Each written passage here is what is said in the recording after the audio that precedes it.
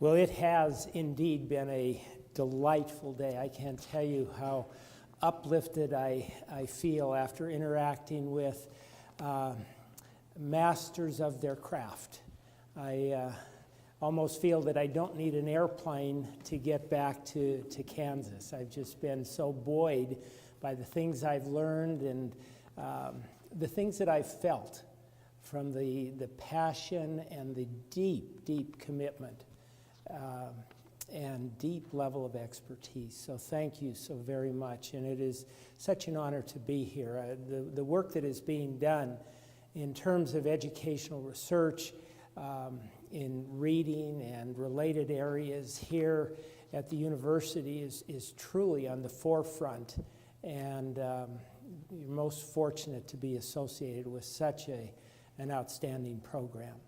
So thank you for this opportunity, and I'd just like to share with you a couple things of the work that we've been doing, and as we're along this journey of trying to figure out ways to make, if you will, at the end of the day, life fulfilling and happy for kids, for all kids, but especially for those who are struggling in one way or another. I shared with the group this morning that learning is first and foremost a visceral, emotional, affective experience before it's a cognitive one. And to sort of elaborate that point, let me share with you about an outstanding, now young woman.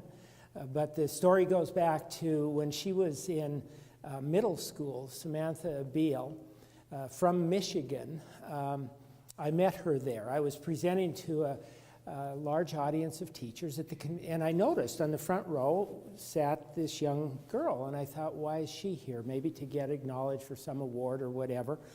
But at the conclusion of my remarks, I was responding to some questions, and I noticed that she was standing over here to the side with a couple of adults. Well, the adults turned out to be her mom, one of her teachers, and an artist. Well, it so happened that Samantha was very talented in language, in poetry. And she shared with me, she had brought some of the poems that she had written, and they were absolutely beautiful. And the artist, well known in the upper Midwest states, known for his beautiful watercolors, and he had illustrated a couple of them. And so the question was, do you know a place where we might get published? And so I made some recommendations. Long story short, they got published. They appeared on the Today Show and so forth. And then as a young adult, rolled his clock forward, 28 years of age, and she wrote another book that you see here, My 13th Winter. Let me share with you just a little excerpt from this book. I hated going to the store to buy music, a book, clothes, groceries. I also disliked the idea of people finding out that I didn't get things that were so simple for everyone else, like comparing prices or figuring out a 15% tip. And then what she does is she goes into a first person describing a situation in a store. Standing in the checkout line, all of my movements seem exaggerated, awkward. I feel as if I'm on stage like I don't belong, as if everyone is staring at me and judging me. I think they all see the stain on my shirt or that my jacket doesn't match. 1,000 eyes seem to scrutinize my appearance, confirming my every insecurity. My lips get dry. I don't know where to look because someone will read my glance, interpret it, judge me, know that I don't know what I'm doing. I wait for the woman ahead of me to finish writing out her check. I wait for my test. The woman moves out of view, bags rumpling. With stifled breath, I step up to the counter and place the items down. It feels reassuring to have something to do, but then I begin to feel self-conscious that I'm taking too long at the counter. The store clerk finishes ringing up the total. I open my wallet as he announces $15.28. $15.28. I have a 20. I go blank. I don't know if it's enough. To stall, I repeat back the total to make sure I have it right. The woman behind me suddenly feels very close, as if she were pressing against me. I can hear and feel the impatience in her breathing and the rumpling of her shopping bags. A few seconds stretch into forever. I feel like everyone is behind me is becoming hostile and impatient with me. Shame flushes into my cheeks. I look down, hesitate for a second, and pull out the 20. For an instant, my heart stops. All sound retreats. Everything feels as if it's moving in slow motion as I hand the clerk the $20 bill and watch his reaction, waiting to read the unspoken signs that I haven't given him enough. He glances at it, accepts it, and turns to the register. Instantly, the world resumes its movement in real time. The knot in my stomach unravels. All the pushing impatience of the bodies behind me fades away. They feel like ordinary people waiting their turn. I can breathe again. I smile, say thank you, and walk out. Once again, I have just barely escaped disaster. So, the ramifications of not being able to comprehend and to learn and to be able to navigate life without that knot in your tummy is really what I think we're all about. And so I'd like to share with you a couple things from our center to put this work into perspective. You know, we hear a lot about the performance gap, the achievement gap, and so on. The way that we look at it is this. If you think of the horizontal line being years in school, the vertical line being the skills that kids pick up, the assumption is that students go through school, in a year they pick up a year of skills. In 3 years they pick up 3 years of skills, right? And that straight line there represents theoretically normal achievement. Now notice, oops, did you see that word join up the skills word? Do you see demands up there? Okay, now watch the blue line. Do you see on top of the blue line came a yellow one? Okay, what that represents is the fact that as kids go through school, they acquire skills, but as they acquire skills, the demands go up as well, right? And so if they're acquiring skills at the prescribed rate, they should be in a situation to respond to the demands that is depicted by that. On the other hand, we know that there are some kids who go through school and they don't pick up the skills per grade level. And so what starts to develop is the infamous gap.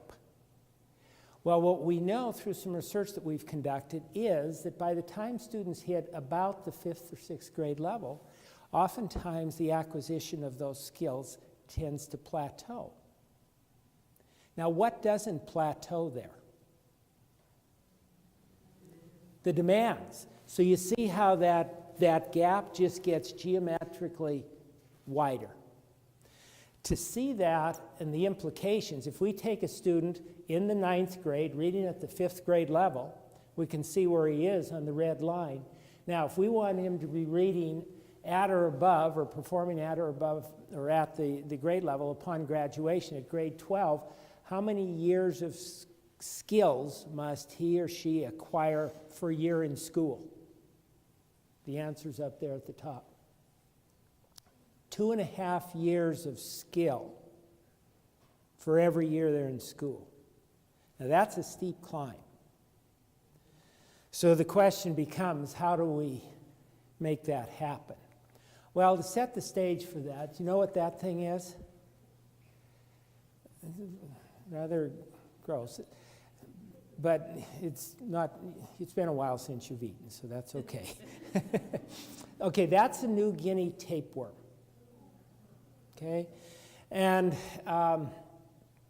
it usually, the source of it is impure drinking water, and it is often found in third world countries. And it's just a very painful, debilitating condition. can see that. Now, you can't see this too well. It's not well depicted, but there's some women down here with big jugs on their head. Do you see that?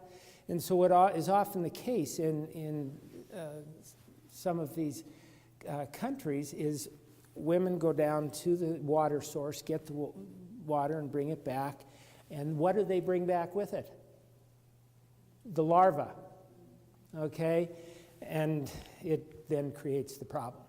Well, what some researchers did was to try to figure out, can we break this cycle? And so what they did is they tried to find a village that shared a water source with some other villages, all of whom had a high incidence of New Guinea tapeworm, but one village didn't. What they're looking for is a positive deviant. And so they found one, and they went in and they studied, what do they do differently that the others don't do? And what they found is that in this village, when the women came back with the water, they would get another jug, take the hem of their skirt, and put it over the second jug, and then filter the water through it, thus filtering out the larva. Now, the authors of this book that is called The Influencer, have any of you seen this? Here's another one for summer reading for cohort 1. This is a good one. But they describe this experiment in there, and they talk about this notion of vital behaviors, making the point that straining the water into the second water jug is a vital behavior. Well, what's a vital behavior? It's something that exponentially improves your results. You can tell exactly what to do and how to do it, and tends to stop self-defeating behaviors, and it often starts a chain reaction for some other things. Okay? So it's a high leverage behavior. The keys, behaviors or actions, not all behaviors are equal, and only a few are genuinely vital. So why are vital behaviors so important? Well, we know there's lots of things to do in our day-to-day life in teaching, right? And on the surface, most of the things we do are good things. The issue isn't whether it's good or not. The issue is whether it's vital. Okay? And this is especially the case, just to put that statement into context, if we look back at the graphic of that 2.5-year gap that we must close per year of kids in school, we don't have time to mess around with things that are nice but not necessary, that are good but aren't vital. Okay? So that's what I'd like to have you consider. In the world of adolescent literacy, what are the vital behaviors that you think or that you have found to be absolutely essential? Would anyone be willing to share? If you had to place your bet on a couple things, what would they be?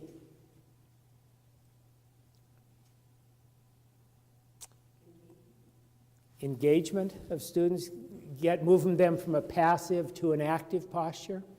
Great. Yes? Assessment. What kind of assessment? Okay. And, just to expand upon that, the literature does tell us proper kind of progress monitoring or formative assessment, when we do that right and feed the data back to the kids and we use it in a proper way, it can be very, very powerful. Great. Thank you. Any others? I'm sure you've got some. But that's okay. You didn't come here to talk. You came expecting me to talk, right? Okay. So here are 4 that we've got. I'm not saying these are the 4. I'm just saying these are ones that are continue to capture our attention through some of the research that we've done. Number one, that when we make plans for instruction and intervention, that we do so in light of the students and the demands they face. Frequently, we only do so in light of students. You know, we look at what's wrong with them. What is their learning profile? We think it's equally as important, if not more important, to look at the demands of the curriculum that they are struggling with, and to work backward from that, do some backward designing, and say what kind of strategies and things do we need to put in place to enable the kids to respond successfully to those demands.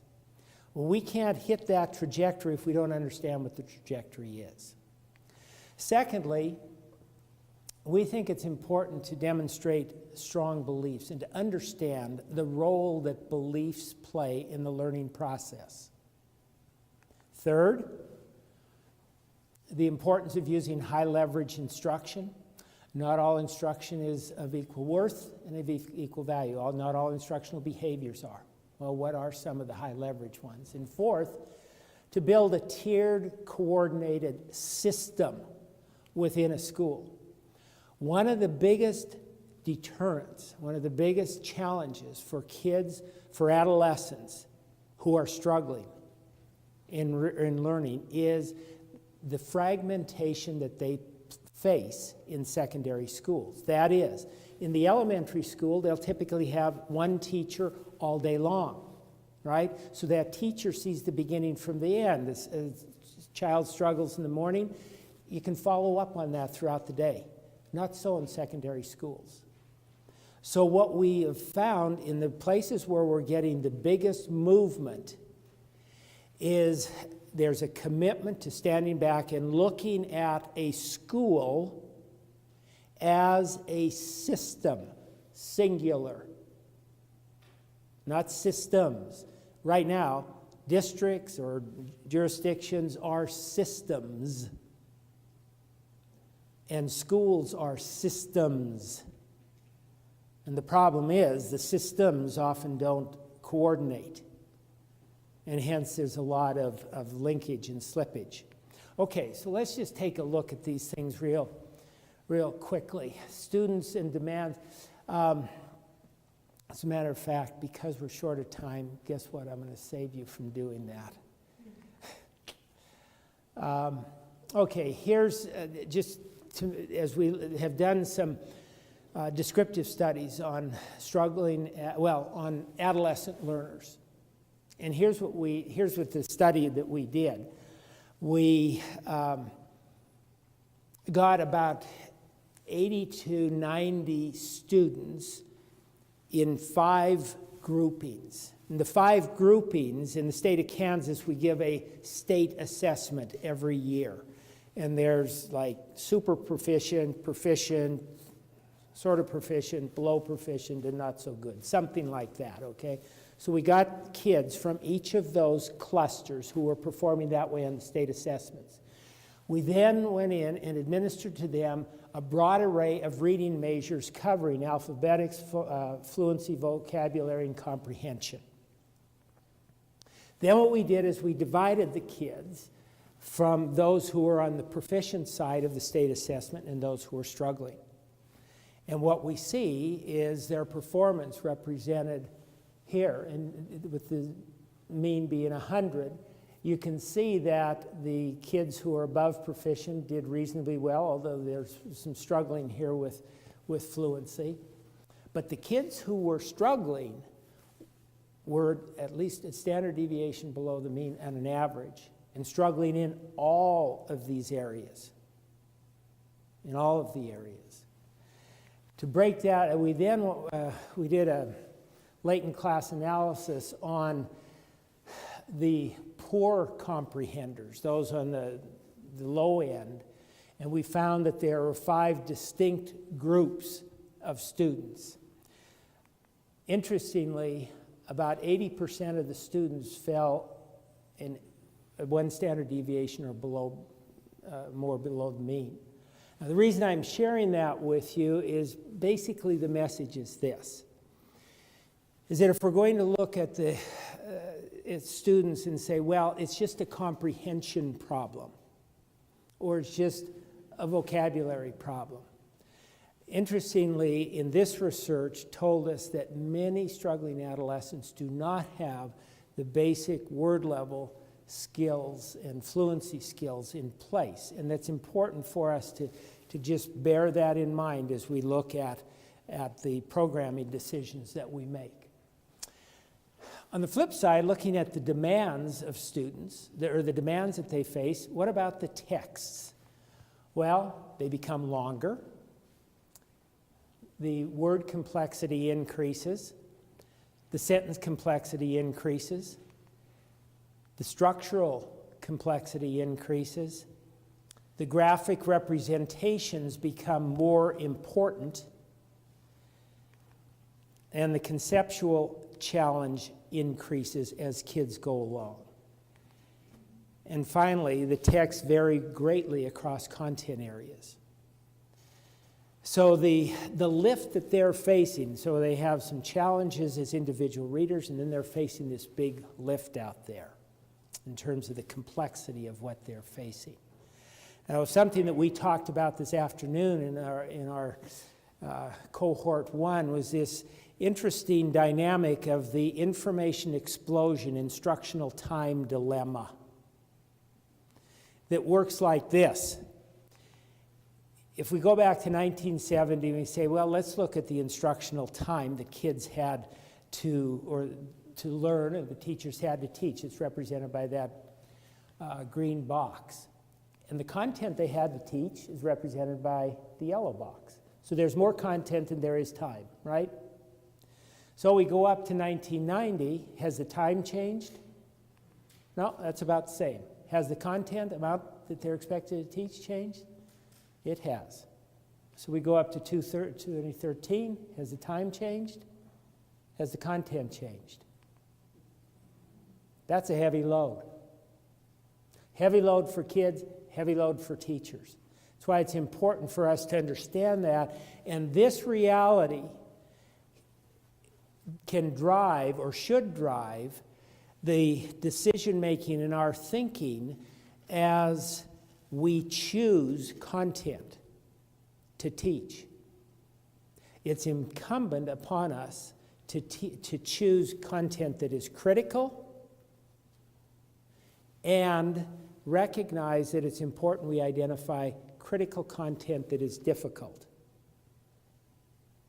Now, why do I say that? I say that because if it's critical, it's got to be taught, right? We want to identify what's difficult because that tells us that's something we need to mediate the understanding of. And so it's important, looking at all that content and say, what can I put to the side? What can be learned independently? What need not be taught? And what do we focus on? Are you familiar with this book? It basically is addressing the question how computers are creating the next job market. And it concludes, after looking at a host of data, that there's 2 skills that are needed as we look to the future for looking at job trends and so forth. One of which is what they call expert thinking. What is expert thinking?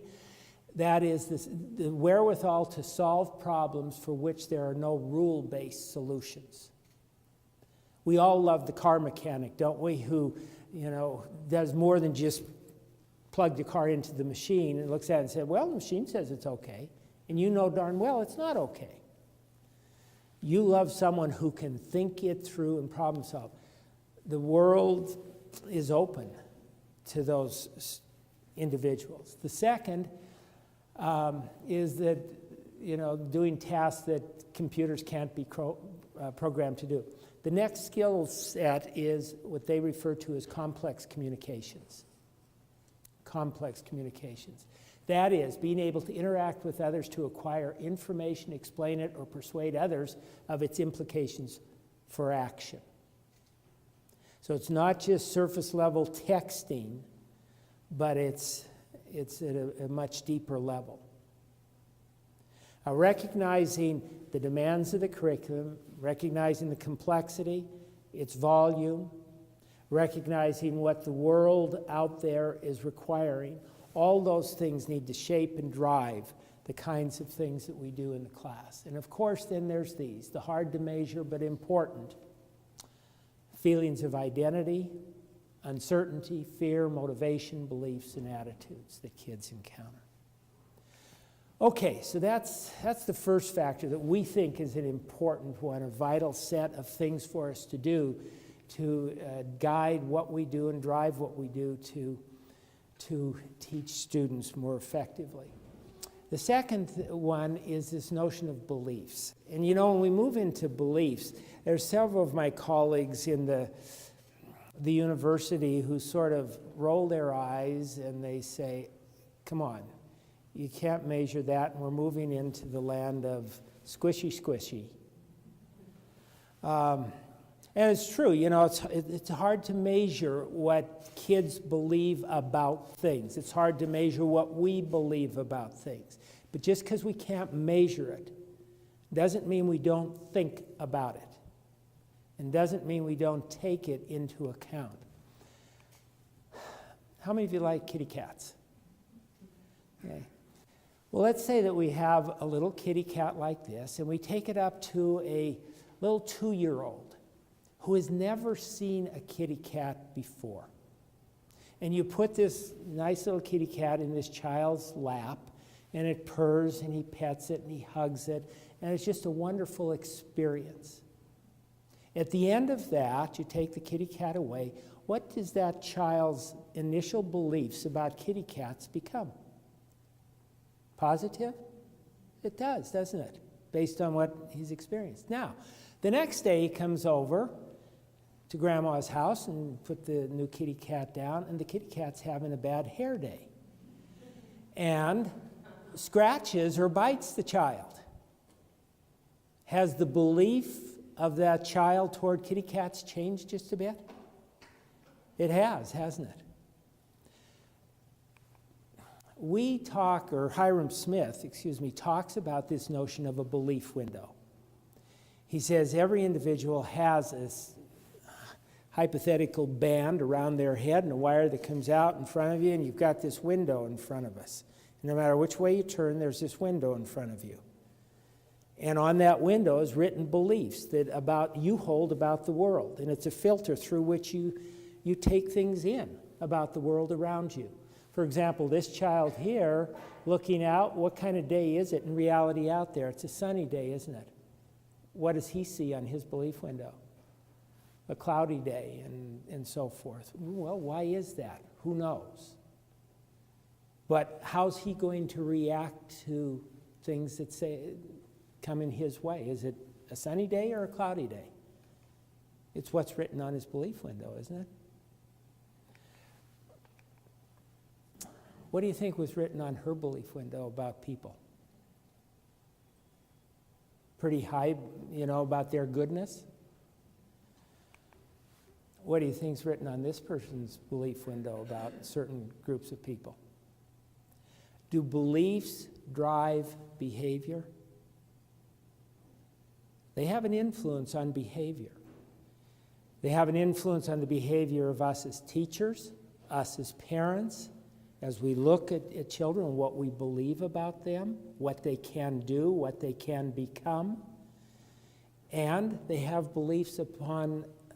they have an influence on our actions and what we do and how we respond to things. So, what do we think? What is our belief about the kids we encounter?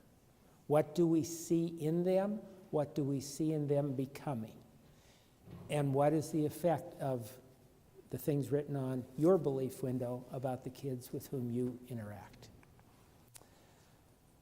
I'm going to finish this, and then, Lynn, I'm seeing our time, so I'd like to open it to questions so that we honor that time, okay? So let me just finish this. We did a little study asked some teachers, but obviously we didn't do that study here. My sense is after interacting with the teachers that I did here today, we'd get different answers. So this is from the States. We asked them, what's the biggest barrier to struggling learner success? For kids who are struggling, why is it? And here are the big reasons they gave. As you look at those, if you had to categorize that set of beliefs, what would you say about it? About that set here? Based on the student? Yeah, based on the student. Who is, his attitudes, they neglect their work, low ability, poor, and of course then you throw the parents in there for the fifth one, right? So the fingers are pointed out. So it's somewhat instructive. We asked this question, given high quality instruction, how confident are you that struggling adolescent readers can read close to grade level? Okay, if you don't believe they can do it, does that influence that internal drive and so forth? Do kids pick that up if you communicate, even though you don't say the words, can they pick that up? They can, can't they? Oh, it is so important. It is so, so important in what happens. And then I'll end with this. In regard to the growth of mind, we should set our goals very, very high. Because we know that most people are capable of more than they do or are. Now, if I can just share with you a personal story about how important beliefs are, how critical high-quality instruction is. We've got 13 grandchildren, and you say you don't compare them, but you do compare them. And we had two of them who were born, one lived in Salt Lake City and one lived in Louisville. And they were born a month apart. Malia, the little girl, and Dre, the little boy. And as they took off, we noticed that Dre, in terms of his acquisition of language and so forth, was advanced. Man, he's just very verbal and imitate and so forth. It was just, little Malia was just a stone-faced little thing, and no nothing. I mean, we had conversation. What about Malia? What about, And we got them together at Christmas time. They happened to be together, and here was Dre babbling away, and here's Malia just looking. And so then life goes on. About 3 years of age, 3.5 years, came together again, and here Malia had caught up. Well, and thought, okay, there's that little girl spurt. And then they were away, and they came back together about a month later, and Malia had markedly passed Dre. We thought, well, that's the girl spurt. And then we noticed that Dre seemed to be doing some strange thing with his language. Long story short, in 6 months, he lost all of his language. All of his ability to speak disappeared. What they discovered is he had a nocturnal seizure disorder, a rare one called Landau-Kleffner syndrome. So during the day, all was normal. At night, you'd look at him, he's peaceful as a lamb, but his little brain was just seizuring away. So anything he learned during the day just was whapped out of there at night. Okay. Dre is now 7. And it took him a couple years to get the drugs to get the seizures under control. So he's on a long journey to relearn speaking, language, socialization, and all that. And I'll tell you, he has been so blessed. This is a picture of Dre. He's been, this was about a week ago, and he came back from working with a language tutor. And she had given him a bunch of crickets, and they did some language work around crickets. And then she'd follow up with him with emails about the crickets, and they'd talk back and forth. And to see him come alive when he's with Barbara, who he knows, believes, you're around her, and she communicates her belief in him and caring for him. And you watch her, and she is expertise master teacher at work. That magical combination of understanding your craft, applying it beautifully, with a strong belief and love and caring for those with whom we work. And that, in a nutshell, I think embodies the work that we are trying to do. So that's enough. I know we wanted to ask some questions, so let me just open it up for that, and we want to honor the time that you can leave. So what questions might you have, if any? Yes? We're curious about number 3, the high leverage. Teaching behaviors? I want you to stop before that one. Okay, well, here's the story.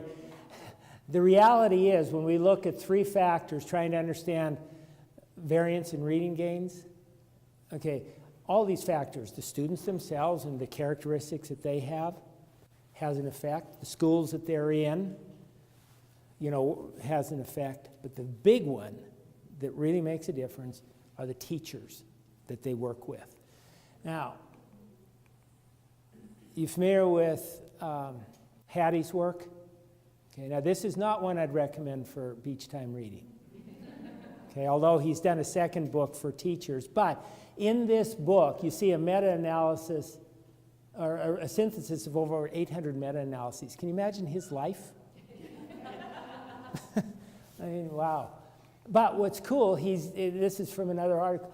You see over on the left-hand side are some teaching behaviors. At the very top of the list, feedback, the effect size in the middle, and over the side, the source of influence. Look, if we look at teachers, students, home, and peers, look at where teachers are. And these are some of the top ranked ones. And you can see.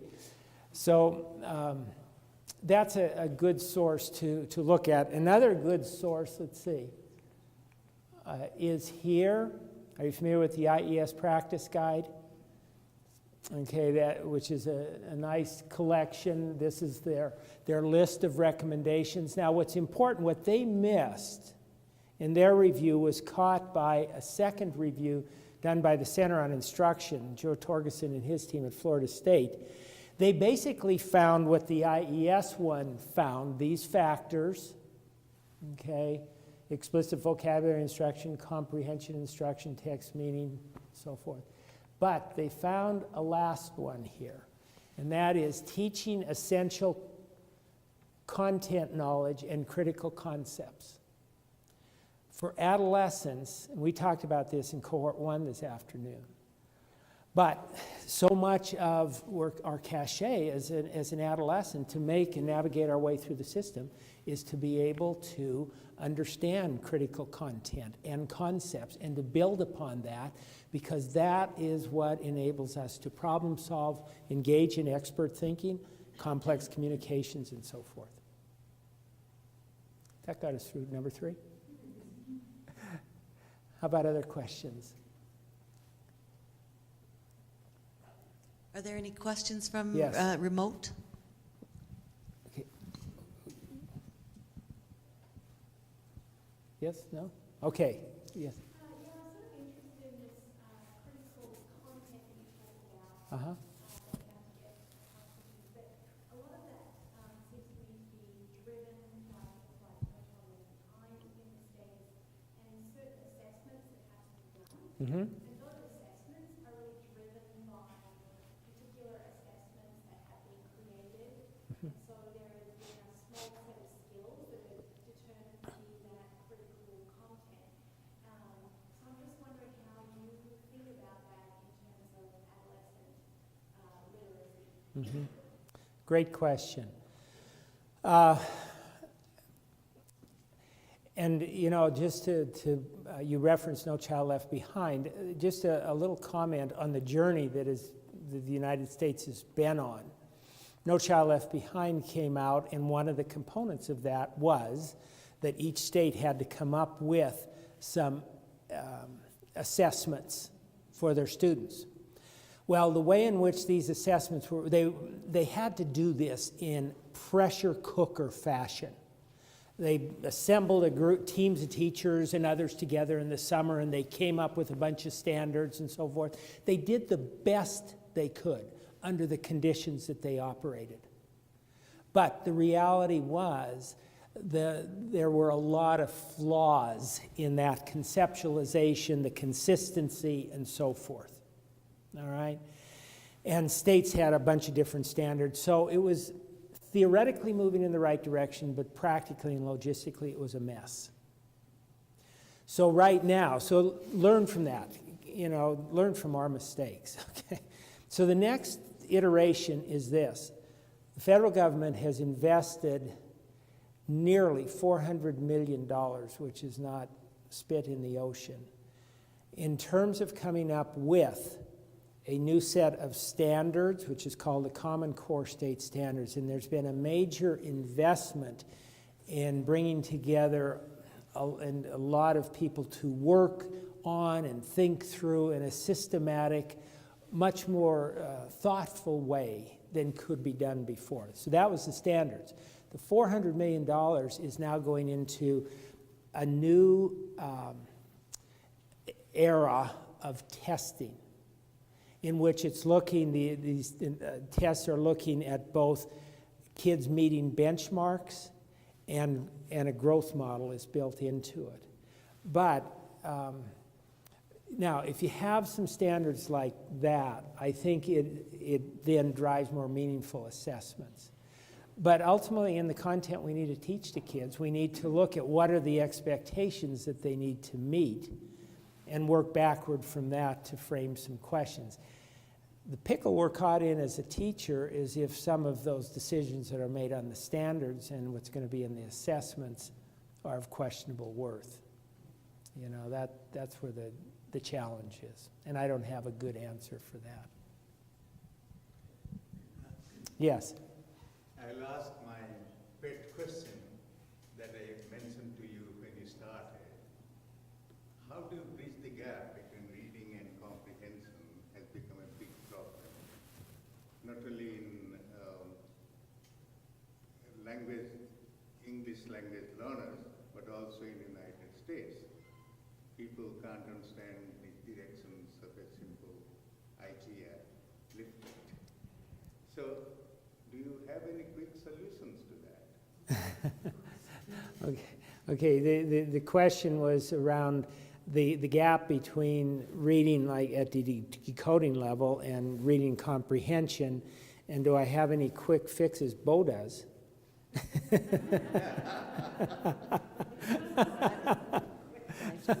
Yeah, I would say this. First of all, as a general rule, for kids who have a history of failing, nothing is quick. And I think that's one of the things that, one of the errors that we make is if we think that, hey, there's some neat activities or worksheets or something like that, we'll do it.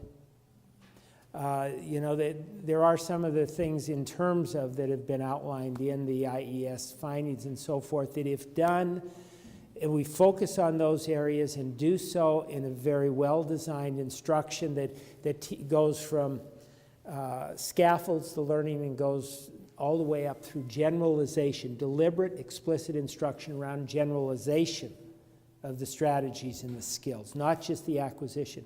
We often cut off on generalization, which shortchanges the student.